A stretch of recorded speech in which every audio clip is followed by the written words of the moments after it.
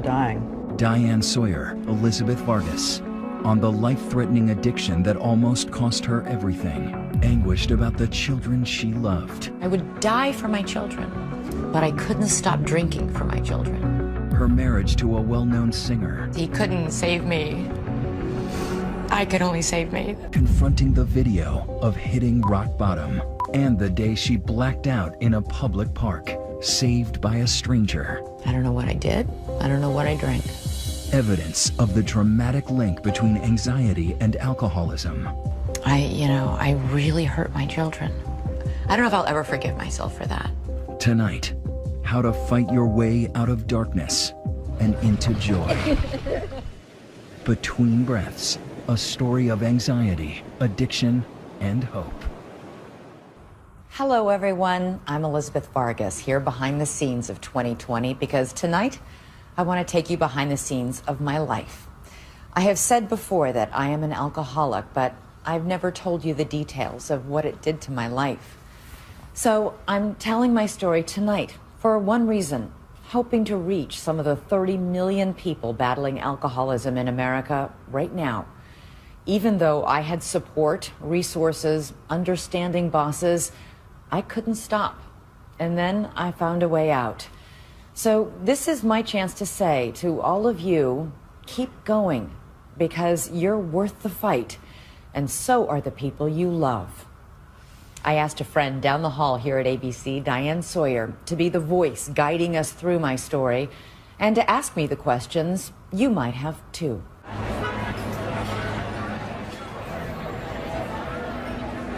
When you're walking up the street and it's a beautiful evening and all the people are out at the sidewalk cafes and wine bars enjoying these lovely, beautiful glasses of wine, I don't look at them and think, I want one. But I look at them and I think, I miss that. I miss that time when, it felt so innocent and romantic.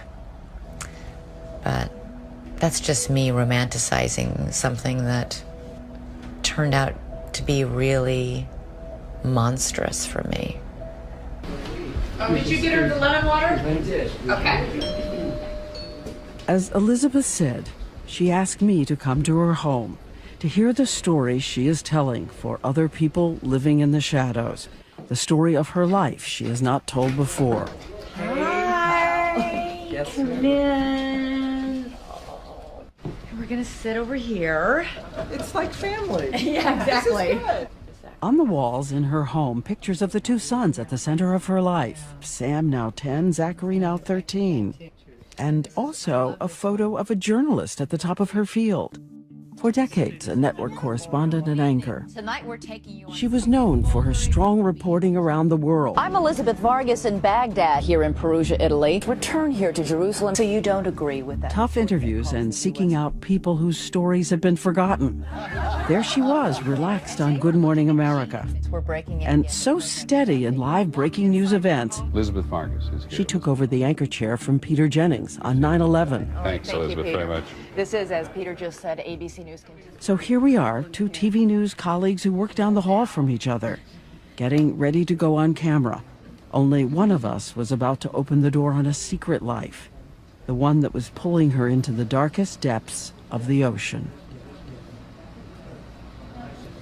She says it's an act of grace that she is alive tonight. We're ready. Stand by for you. We're all quiet? Yes. You wrote, I finally found a place of grace. Yeah. Every moment of happiness is like, thank God, this is so amazing. And I took it all for granted then. Back when she was drinking so much, she could not find an exit.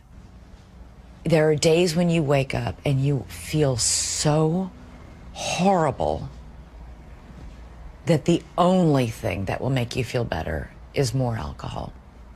And that's when you're in the death spin. That's when people die. How close did you come to dying? I, on one occasion, had what I know to be a lethal level of alcohol in my blood system.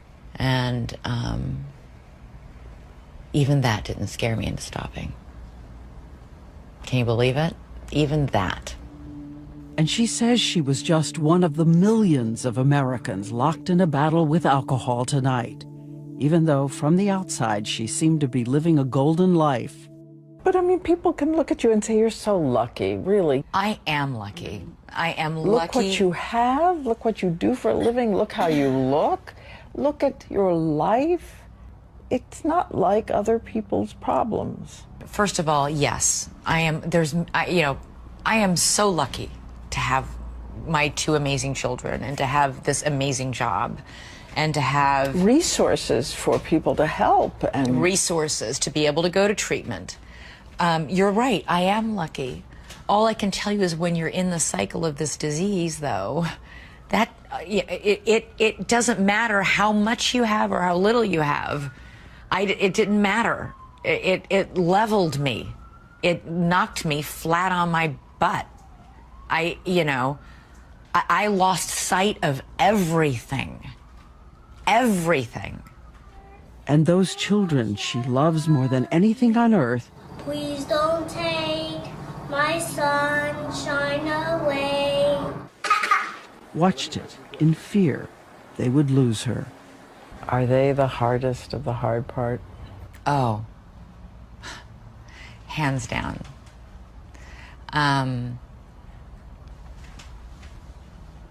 Yeah, that's, I don't know if I will ever forgive myself for hurting them with my drinking, ever. And I have to find a way to not, I don't know if I'll ever forgive myself for that. And so she says that is why she's talking tonight. And she's written a book for all the millions of people like her and their families locked into this same wrenching journey. She writes, we are your wives, your mothers, your daughters, your sisters, your children, your colleagues, your employees. All of them once just children with no idea what was ahead. Like the shy, curly-haired little girl. She says she was an Army brat whose family had to move through 14 homes, 9 Army bases, 8 schools. She says when she was still very small, she started suffering from daily profound anxiety, even panic attacks. But with Army discipline, she willed herself to hide her fear and panic from everyone else through college. Police say both men. And then starting as a local reporter out west. And because I'm basically so insecure and anxious and afraid, I never, ever in my life learned to reach out for help. Ever. And it was in local news that for the first time, she says, she found a kind of magic potion that helped with her anxiety. After work, the news team headed out to the bar, and a couple of glasses of wine became her new best friend. It was like, I finally feel relaxed. I think I wrote this in the book. Everybody looked prettier and smarter and was more interesting, and me too. All my insecurities would sort of fade back. And tonight, this staggering statistic. Nearly 63% of women in trouble with alcohol say they are fighting anxiety. More on that dramatic connection later tonight. But as her story begins, Elizabeth Vargas says she was just a social drinker who had no idea that alcoholism would slowly take over her body and her life. Later in the broadcast, she'll show you the indelible evidence of her dangerous destination. It was captured on camera. There's a real temptation when you've, to whitewash what you did. It wasn't as bad as everybody says, or it wasn't as bad as I remember. And for better or for worse, I have recordings of myself on TV and audio recordings that remind me how bad it was. Coming up next, a network anger begins a secret life that will nearly destroy everything until she finally makes her way back to joy and hope.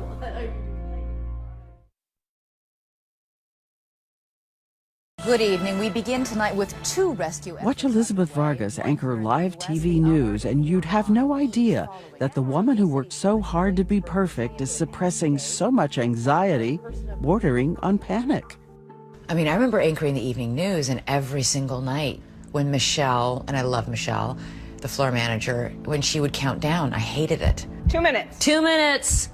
And, you know, my heart would start pounding. 1 minute!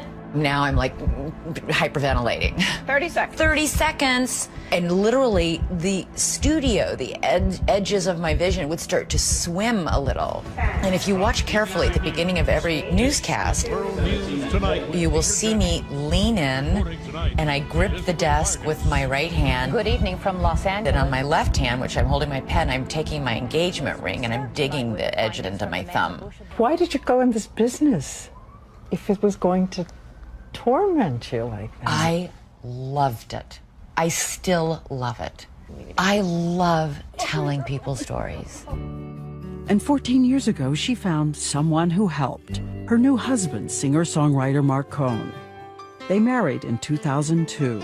You know his song, Walking in Memphis. When I was walking in Memphis. And her favorite song, Medicine Man. I love that song. For the first time, she confided to someone her deep insecurities. He calmed her anxieties by singing her to sleep. But even before they married, he noticed she was also drinking at night. He thought I drank too much. And I remember him, he was angry when he said it, and grabbing my arm and saying, "You have a problem with alcohol." And that just made me really mad. But it also got her attention, and she says she did control her drinking as she took care of son Zach, then son Sam, and continued to work hard at her job, once even through a miscarriage. And after the death of our legendary Peter Jennings in 2005, she and ABC's Bob Woodruff were named co-anchors of World News Tonight. But 27 days after the broadcast began, Bob was almost killed by an IED explosion in Iraq. It was devastating, devastating to everybody who worked there, and I felt like I was in a hurricane of life. She says she tried to continue alone, carrying the mantle of the broadcast as solo anchor. But after a few months, This is my last broadcast as co-anchor of World. she was replaced by senior anchor Charlie Gibson. I was demoted. No sugarcoating it. That's what happened. She's written she understood why he was given the job, but because she had tried so hard, she felt like a failure. And add to that, over the years, the exhaustion of all the travel, trying to be a good mom, and the big financial responsibility. So she started to turn back to her old friend, white wine, as consolation. And this time, a red flag of problem drinking. She began keeping the amount a secret. I would stop on my way home from work, you know, and have a glass of wine or two at a bar, and then alone, feeling really pathetic. You know, I would actually pretend to talk to somebody on my cell phone. Oh, it's okay. Oh no, I'm just here waiting for you. No problem. Take your time. I'll be right here. You know, like this whole facade, and pop a couple Altoids and hope you didn't come in breathing white wine fumes when you greeted the kids. But as time goes by, her husband seems to be pulling away. Her glasses of wine at night are becoming entire bottles, and he knows. And it made all the real problems we needed to discuss and work through frivolous in comparison. You know, what do you want to talk about? Why don't you ask me about how my day is? Or why, you know, why aren't you support me more? Why are you drinking 2 bottles of Chardonnay every night? You know, I've just gone and changed the narrative in a pretty dramatic and destructive way. At the end of her glamorous day at work, she would head into the bathroom sink, where she's hiding bottles of wine. Looking at myself in the mirror, thinking, this is who I am. Sneaking into my own bathroom to gulp down, you know, from my toothpaste cup, you know, a half cup of wine so I can get through another hour feeling good. Soon another red flag, uncontrolled binges on vacation.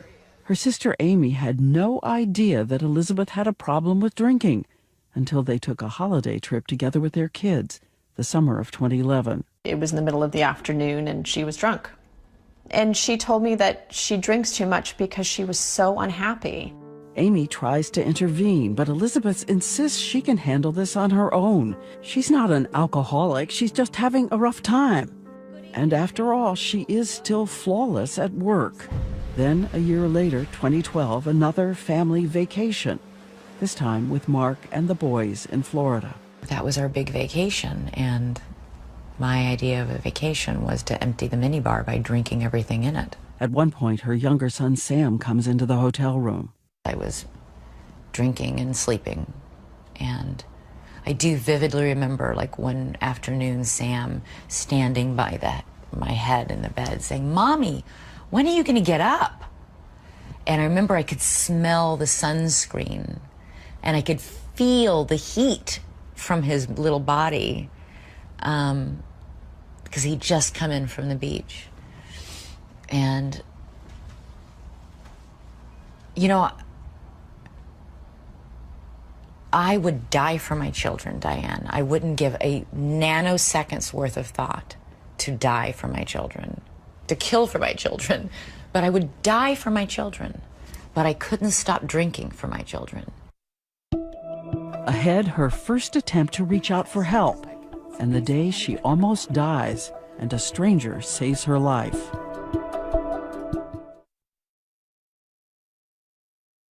You passed out. If you were watching TV several years ago, you may have seen a journalist and a secret drinker doing a series of reports on alcoholism. I was struck by how many of these women said they kept their drinking a secret. Oh yeah, we're some sneaky bitches. I still remember my interview. "Oh, we alcoholics, we're sneaky bitches." You know, and I was like, oh my God.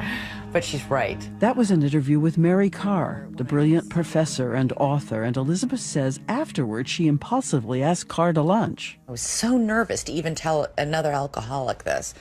And I said, I think I might be an alcoholic. And she said, "I am so sorry. I'm so sorry you're going through this." Carr offers help. Elizabeth resists, though she says she never forgot the powerful kindness of Carr's words. Because so few people tell an we all look at the alcoholic with revulsion and like, get it together, for God's sake. Ugh, what is wrong with you? And that just makes you feel so horrible about yourself. It was only after that Florida vacation in 2012 that Elizabeth Vargas decided her drinking was enough of a problem. She would tell her bosses that she had a medical issue, but secretly she was making a visit to her first rehab facility, where the minimum stay is usually 30 days. I was so deluded and in denial that I convinced them to let me come for just 2 weeks. Crazy. Yeah, crazy. Denial's a big part of my story. Crazy. A few weeks after leaving, she starts drinking again. As she returns to work, this is the moment Elizabeth is about to cross another bridge toward the disease. In the past, she had always been able to keep a firewall between her private drinking and her professional life. The firewall will now begin to crumble. I looked at myself on that shoot and I looked horrible. She's always had hangovers, but they used to go away. But now, the chemistry of her body so changed by alcohol, it's created a cycle of demand. It's a bad, bad place to be. Your heart doesn't feel like it's beating, it feels like it's fluttering. And it's not even like your hands are shaky, your entire body is shaky. You're shaky inside. And the only thing that would stop it would be to drink some more. And as you watch what happens next, we have something important to point out. There are no scenes of Elizabeth Vargas ever drinking on live TV at ABC News. Her drinking creeps into her work when she is recording on video. I drank that day because I was shaky, it was horrible. It was an interview with a famous singer. Remember, for 30 years, Elizabeth Vargas had always been so crisp and in control on camera. Suddenly, she's not. Your parents are very, very religious. Yes. And you are very Open. Open. Do you see how much I'm struggling to speak? The editors had to take out a lot of her questions so that the piece could even go on the air. After this interview, for the first time, word spread inside ABC that something had been wrong with Elizabeth on a shoot. But she says she'd taken the red eye and wasn't feeling well, and in a few days she's back on the air, functioning in top form. She's an extraordinary young woman. And since she deliberately kept her drinking a secret from her colleagues, the producers didn't guess what it really was. A month goes by, everything is fine. Then another interview, scheduled on video. It's for a story that never aired. I woke up that morning and I was feeling horrible, that shaky, horrible, fluttery heart, and horrible. And I was on my way to the shoot, and I remember we were going down Columbus Avenue, and I saw a liquor store. She has the car stop. She buys wine. She drinks some of the bottle before she starts taping. She looks shaky, but conducts the interview. Then, after the cameras stopped rolling, she says she slipped into a nearby room and secretly drank again. And what happens next will be the moment that forces her to confess addiction to her bosses at ABC. She gets in a car to be driven home, fastens her seatbelt, and that, she says, is the last thing she remembers.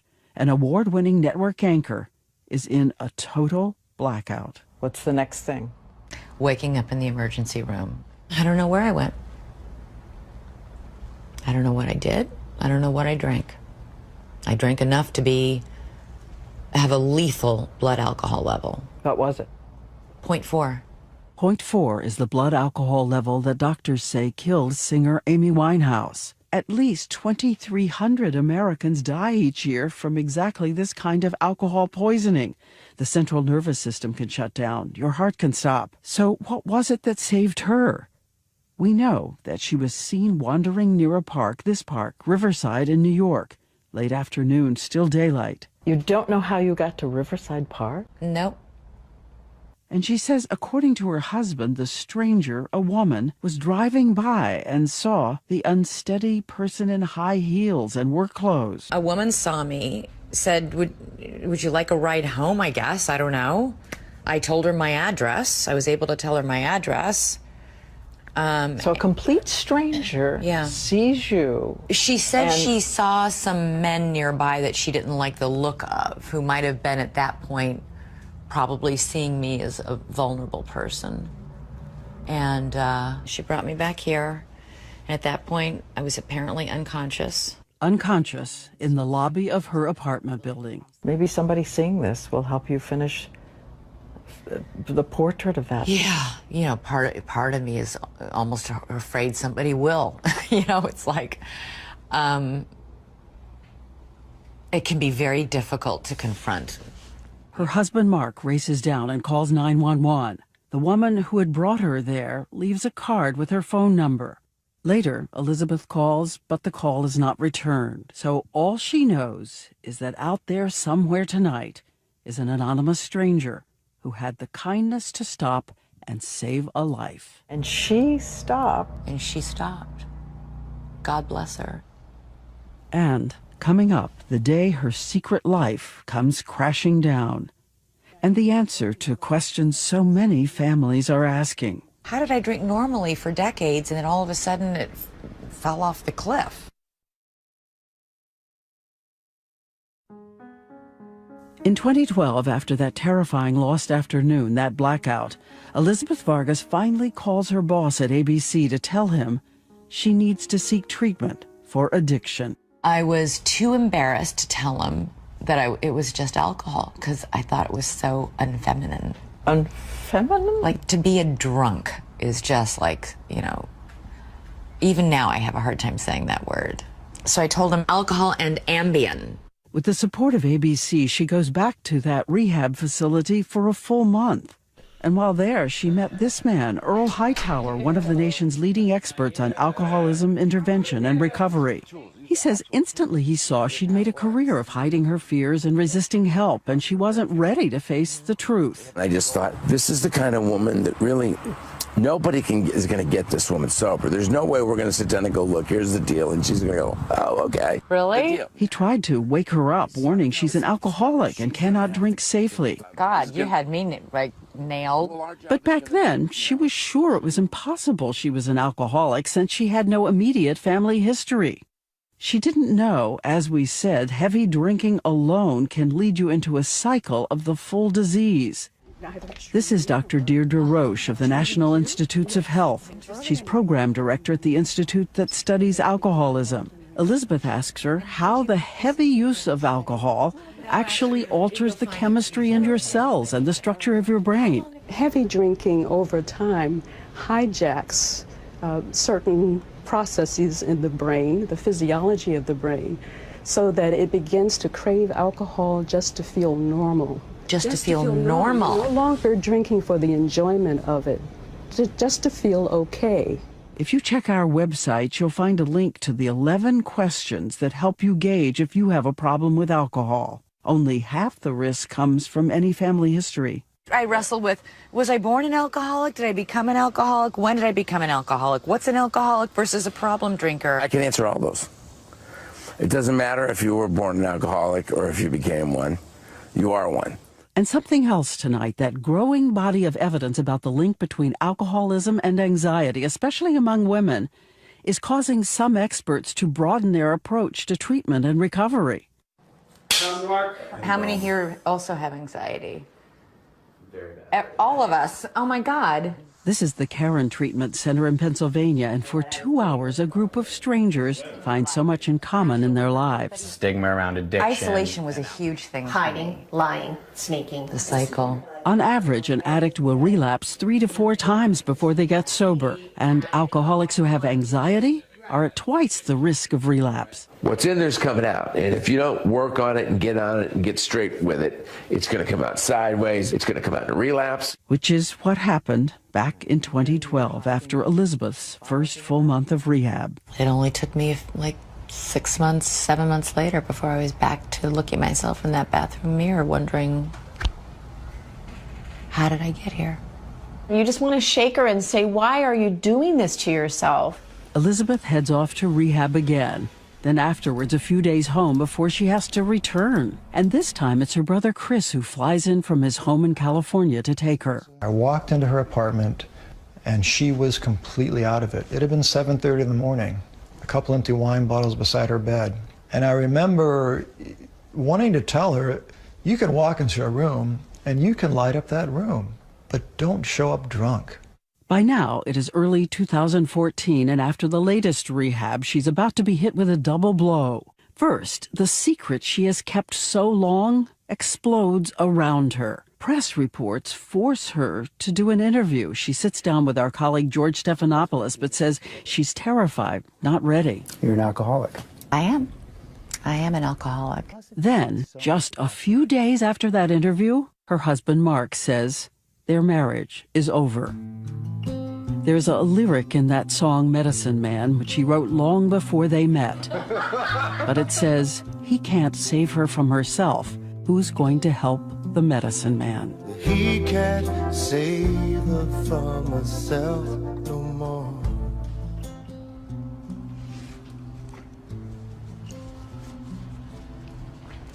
I think that must have been how he felt.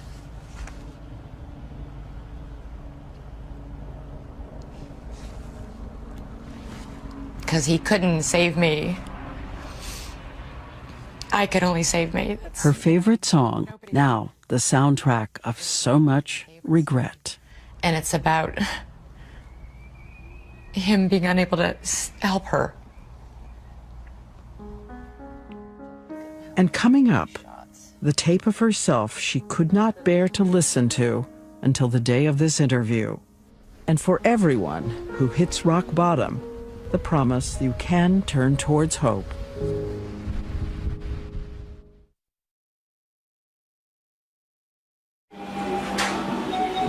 This is a home movie Dad is taking of Mom and the children, back when the children were young.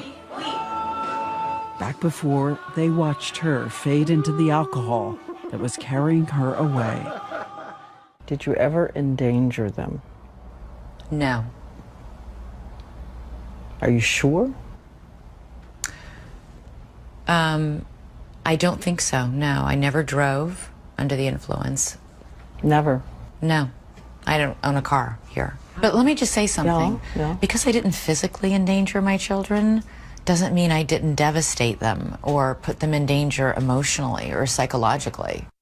Like that last time in 2014. She's back to work. Her husband, Mark, is now filing for divorce. So she decides to take a vacation, renting a house on the beach in California and taking someone with her to help with the children full time.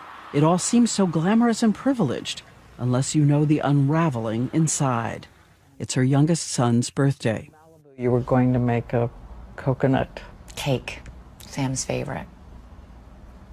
I had that whole vacation planned, and it was his birthday, and I bought him a little iPad mini and wrapped it all up in shiny gold paper, and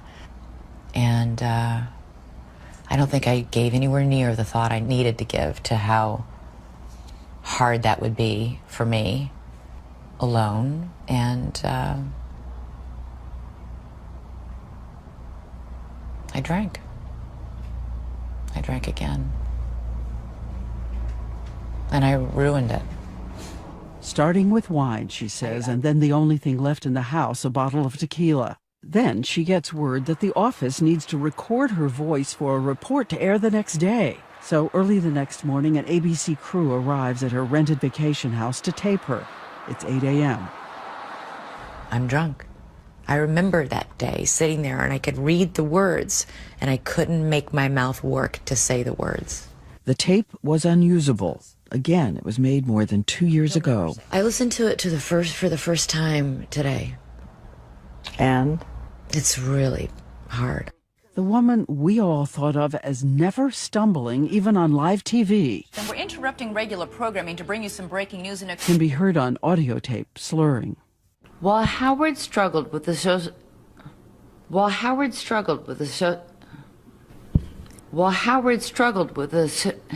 I can't say it. She's unable to master simple words. Tourette syndrome. Tourette syndrome. I hear the struggle. I hear the alcohol.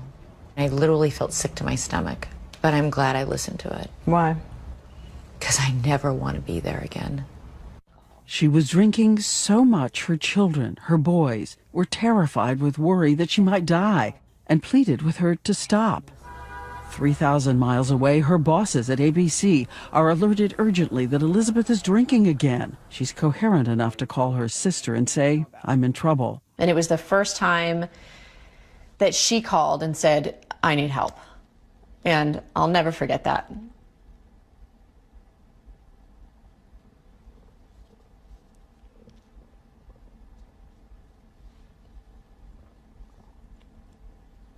It's still really hard to talk about. Because I think I instantly knew, like, this is bad. Her sister, her brother, a friend all book the next flight to be with her.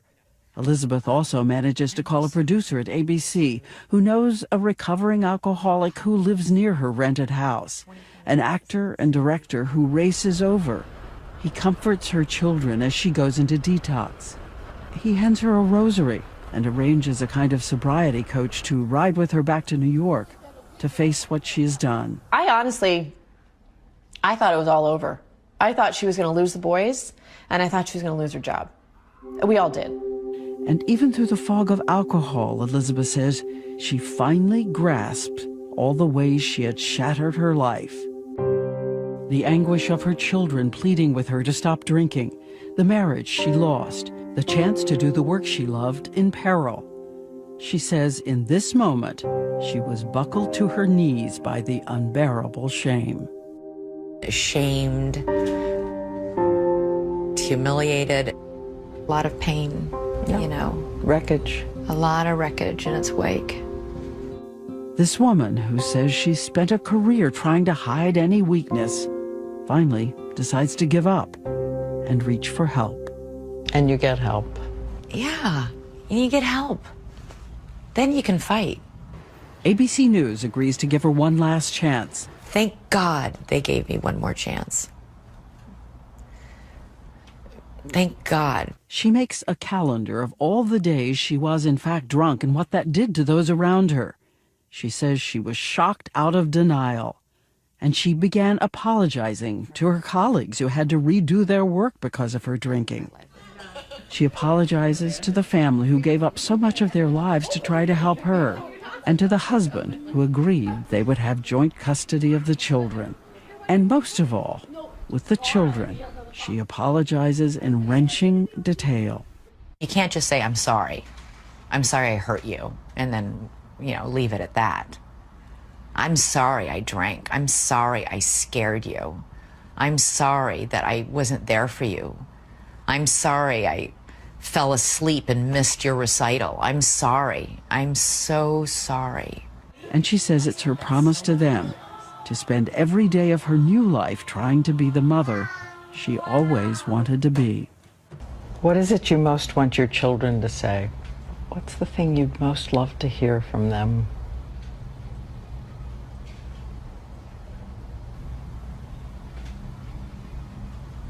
That my mom fought for us and fought for herself. That she stared into the abyss and pulled herself back out. That's what I would like them to say. Tonight, Mark Cohn has issued a statement and will post it online. But he says, as always, he supports Elizabeth in her recovery. And the two of them are working together to be loving parents to their two incredible boys. And coming up next, what Elizabeth has learned about staying sober and what I learned I shouldn't ask.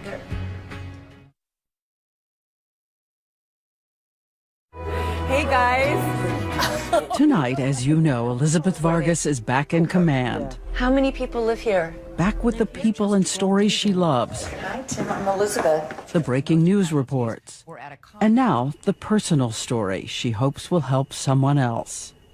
It has been more than 2 years since she pulled herself back from that abyss. You say, people are going to say, this book is too soon.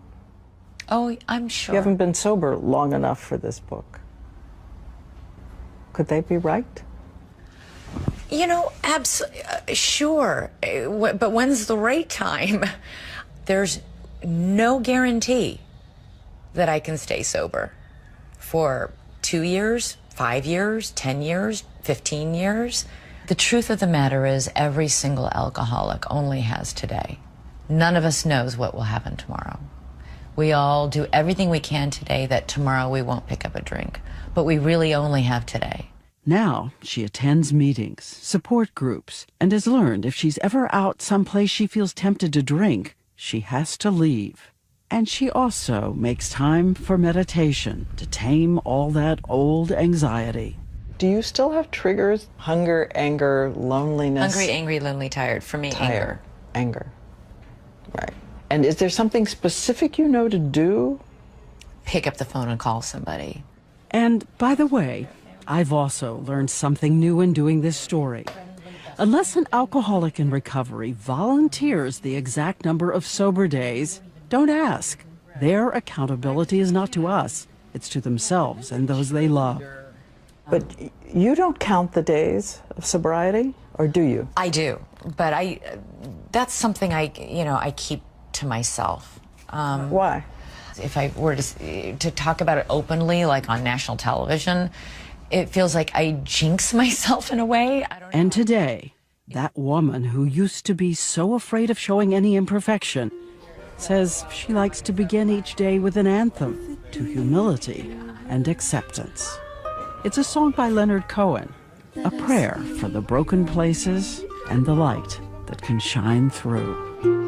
From this broken hill,